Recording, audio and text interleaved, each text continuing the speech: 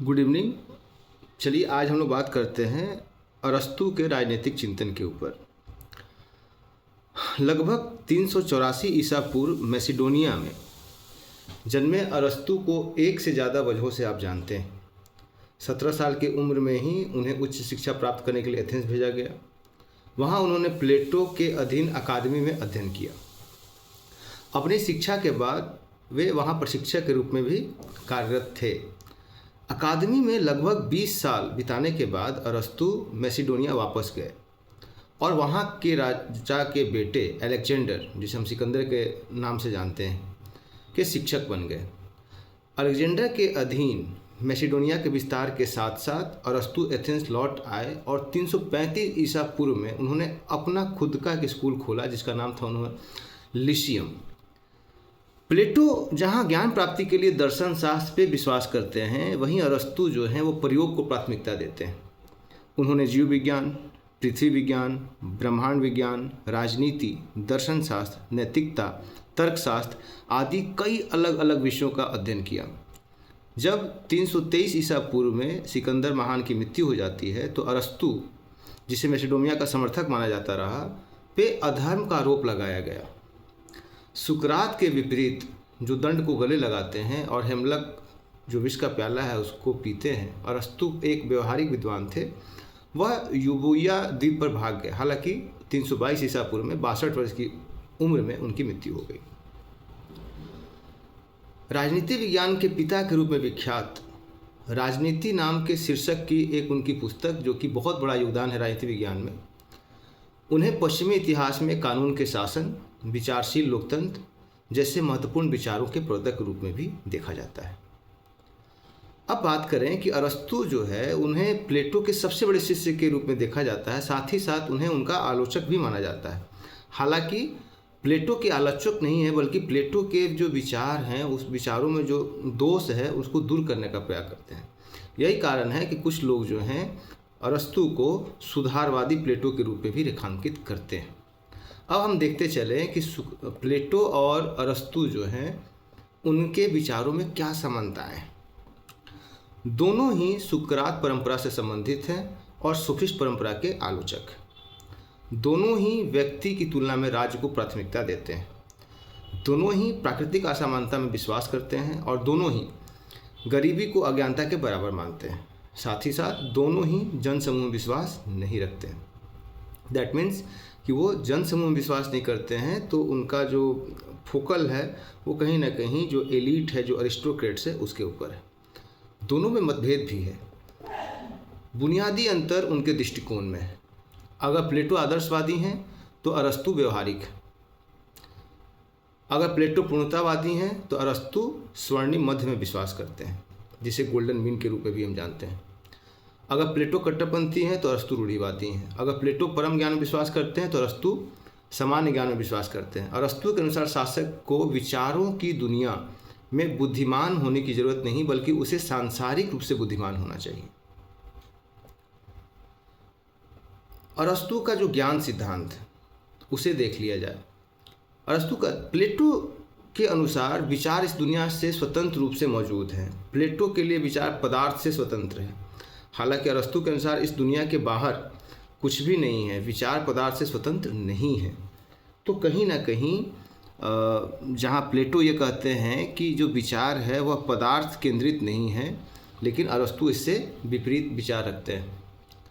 हम भौतिक दुनिया को अनदेखा नहीं कर सकते, इसे केवल भ्रम की दुनिया मान सकते हैं। सही और गलत को समझने के लिए हमें किसी भी विशेष ज्ञान की आवश्यकता नहीं है, हमें केवल सामान्य ज्ञान की आवश्यकता है। इस प्रकार प्लेटो को राजनीतिक दर्शन का जनक कहा जाता है, क्योंकि उन्होंने स्थापित किया कि वास्तविक दुनिया विचारों की दुनिया है और दर्शन ज्ञान का अंतिम स्रोत है। अरस्तु को राजनीति विज्ञान का जनक माना जाता है। यहाँ विज्ञान शब्द की व्याख्या शाब्दिक अर्थ में नहीं की जानी चाहिए। राजनीति विज्ञान के जनक के रूप में अरस्तु अपने व्यवहारिक दृष्टिकोण को दर्शाते हैं। वे विचारों की दुनिया के साथ साथ पदार्थ की दुनिया को भी महत्व देते हैं। इसलिए अगर प्लेटो पूर्ण ज्ञान की बात करते हैं तो अरस्तु व्यवहारिक ज्ञान को अपने साथ लिए खड़े दिखाई देते हैं। अब चले कि अरस्तु ने राज्य को कैसे देखा, अरस्तु ने राज्य को कैसे रेखांकित किया। वह कहते हैं कि मनुष्य स्वभावतः राजनीतिक प्राणी है। आगे वह कहते हैं कि राज्य जीवन के लिए अस्तित्व में आता है और अच्छे जीवन के लिए जारी रहता है। राज्य सभी संघों में सर्वोच्च है। जो राज्य के बिना रह सकता है वह या तो पशु है या भगवान, वह मनुष्य नहीं हो सकता। राज्य परिवार और गांव का एक संघ है और मनुष्य स्वभाव से ही एक राजनीतिक प्राणी है।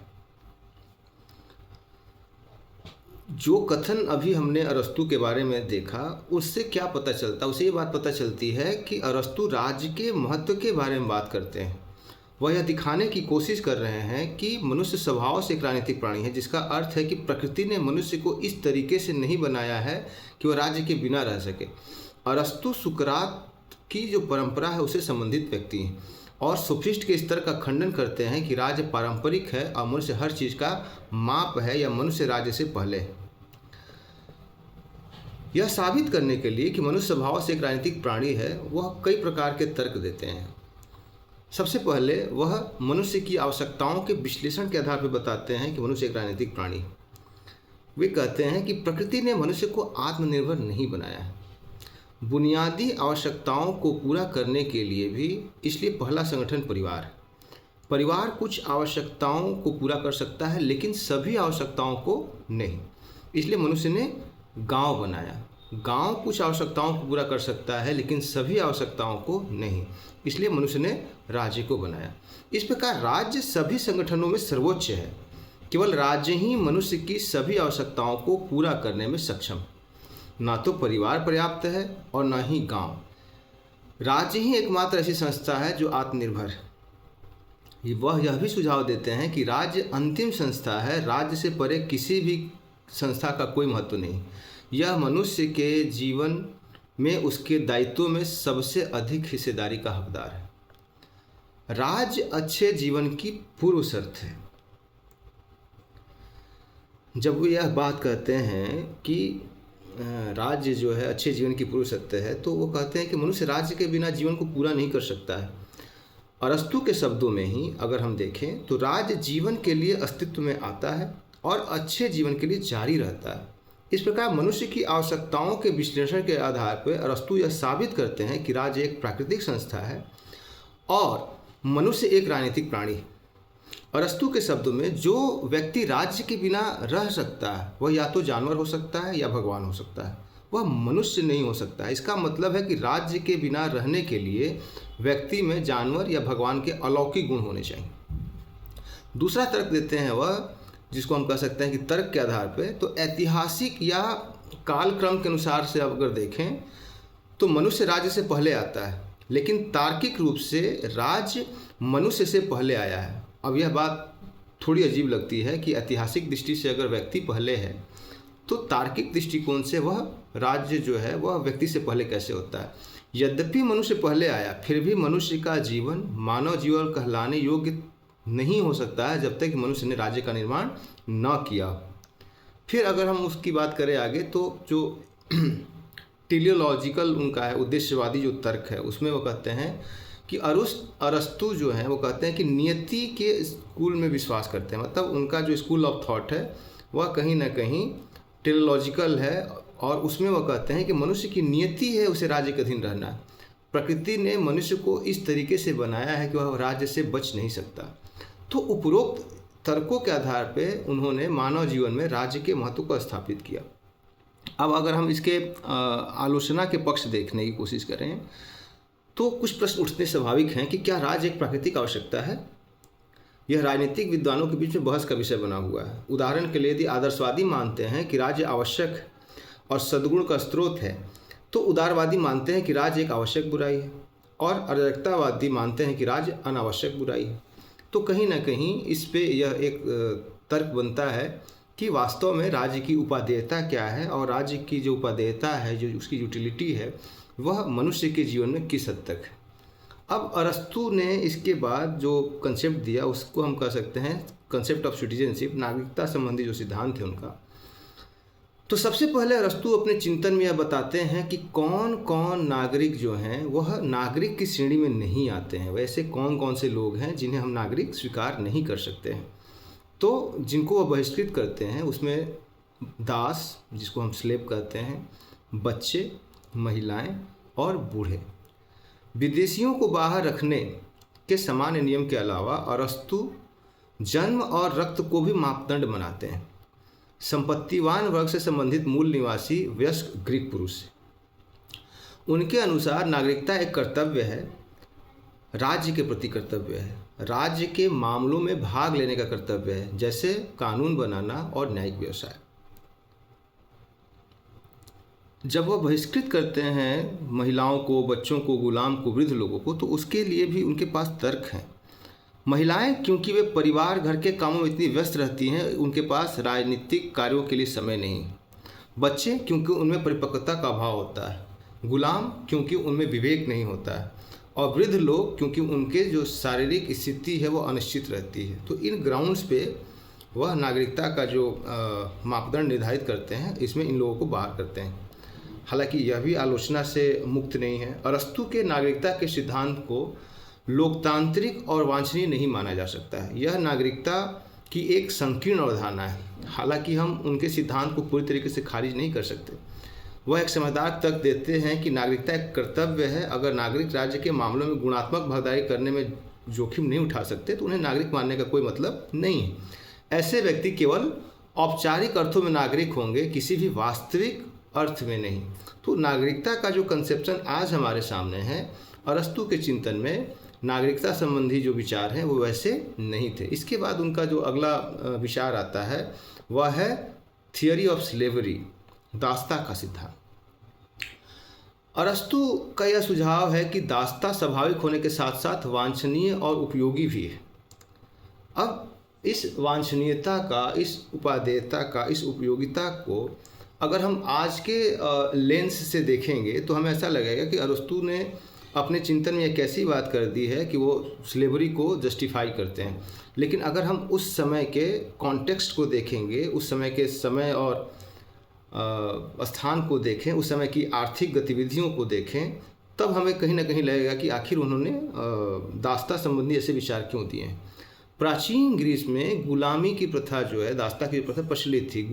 दासता जो है उनकी दो श्रेणियाँ होती थी, एक प्राकृतिक दास जो स्वभाव से होते थे, और दूसरा जो था जिसे हम कहते हैं कानूनी दासता, युद्धबंदी। युद्ध के पश्चात जो विजित लोग होते हैं उनको दास बनाया जाता था। अरस्तु का सिद्धांत उन लोगों के बारे में है जो स्वभाव से ही दास होते हैं। उनके अनुसार प्रकृति ने दो प्रकार के व्यक्ति बनाए हैं, एक जो स्वभाव से दास होते हैं और दूसरा जो स्वभाव से मालिक होते हैं, स्लेव एंड मास्टर। जो मानसिक रूप से मजबूत होते हैं वे मालिक होते हैं, और जो शारीरिक रूप से मजबूत होते हैं वे स्वभाव से दास होते हैं।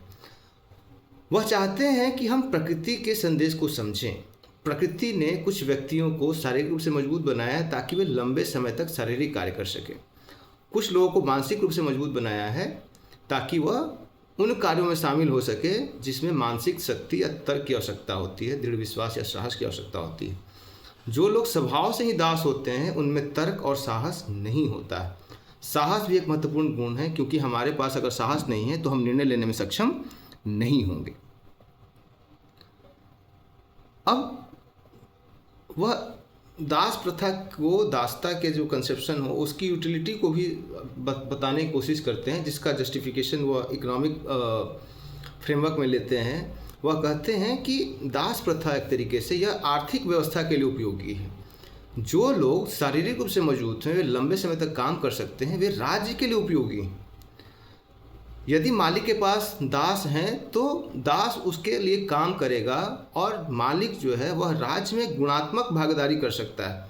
तो जो समय उसका बचता है मालिक का, वह समय कहीं ना कहीं वह राज्य के क्रियाकलापों में, राज्य के लिए नियमन में अपना योगदान देगा। यह मालिक के लिए उपयोगी है, यह मालिक को अपने गुणों में बढ़ाने का अवसर देता है। वह दास के लिए उपयोगी है क्योंकि वह स्वभाव से ही दास है और अपने दम पर वह कोई कार्य नहीं करता, लेकिन उसे मालिक की आवश्यकता होती है। मालिक की संगति में वह जो दास है उसके अंदर भी कुछ गुण विकसित हो सकते हैं। अरस्तु भी सुझाव देते हैं कि यदि दास तर्क और साहस का गुण विकसित करता है तो मालिक उसे स्वतंत्र कर सकता है। वह जानता था कि दासों के साथ उचित व्यवहार नहीं किया जा रहा है, इसलिए उसने सुझाव दिया कि मालिकों को दासों की उचित देखभाल करनी चाहिए।